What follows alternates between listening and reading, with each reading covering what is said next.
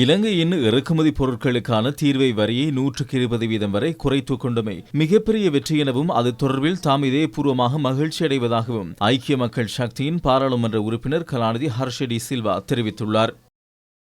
மேற்கோள் ஆரம்பம்.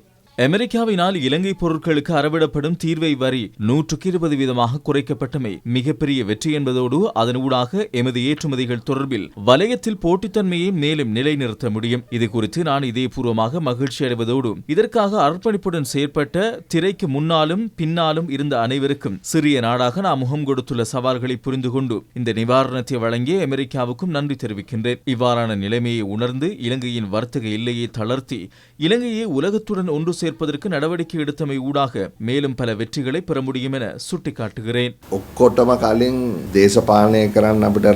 அனைத்துக்கு முன்பாக அரசியல் செய்ய எமக்கு நாடு ஒன்று இருக்க வேண்டும். நாம் எந்த அரசியல் கட்சியில் இருந்தாலும் இலங்கையை முன்னிலைப்படுத்த வேண்டும். எமது பக்கத்தில் பார்க்கும்போது போட்டித்தன்மை விடயத்தில் நாம் ஒரு சாதகமான மட்டத்திற்கு வந்துள்ளோம். எனவே இது கூட்டு வெற்றியாகும். இது நாடு முன்னோக்கி செல்வதற்கான வாய்ப்பு என்றே நான் பார்க்கிறேன்.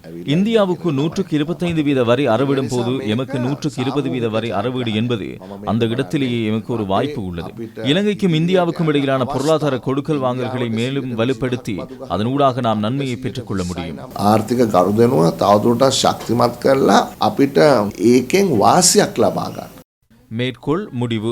எதிர்க்கட்சித் தலைவர் சஜித் பிரேமதாசை இது தொடர்பில் தனது எக்ஸ் தளத்தில் பதிவொன்றை இட்டு இலங்கைக்கான தீர்வை வரி வீதத்தை குறைத்தமை தொடர்பில் தாம் மகிழ்ச்சி அடைந்துள்ளதாக தெரிவித்தார். இந்தியாவுக்கு 125% தீர்வை வரி விதிக்கப்பட்டுள்ள நிலையில் இலங்கை, வியட்நாம், பங்களாதேஷ் ஆகிய இதில் சமநிலையில் உள்ளதாக குறிப்பிட்ட எதிர்க்கட்சித் தலைவர் இந்த வரி வீதத்தை 15% குறைப்பதற்கு நடவடிக்கை எடுக்க வேண்டும் எனவும் குறிப்பிட்டார். தீர்வை வரி தொடர்பாக பேச்சுவார்த்தையை வெற்றிகரமாக முன்னெடுத்து அதனை குறைப்பதற்கு செயற்பட்ட அனைவருக்கும் ஐக்கிய தேசிய கட்சி நன்றி தெரிவித்துள்ளது. இந்த தீர்வை வரி வீத குறைப்பு ஏற்றுக்கொள்ளக்கூடிய மட்டத்தில் உள்ளதாகவும் ஐக்கிய தேசிய கட்சி சுட்டிக்காட்டியுள்ளது.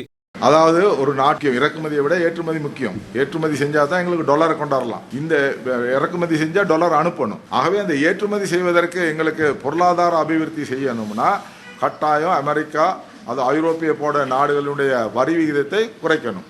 அந்த வரி விகிதம் 44% என்று அதிகரித்த பொழுது இங்குள்ள உற்பத்தியாளர்களுக்கு பல்வேறு பிரச்சனைகள் இருக்கின்றது. இந்த பிரச்சனை காரணமாக பல்வேறு சந்தர்ப்பங்களிலே அமெரிக்காவுடன் பேசி இப்பொழுது 30% இருந்தது, இப்பொழுது 20% குறைக்கப்பட்டிருக்கின்றது. ஆகவே இந்த 20% வந்ததை நாங்கள் ஏற்றுக்கொள்ள வேண்டும், வரவேற்கின்றோம்.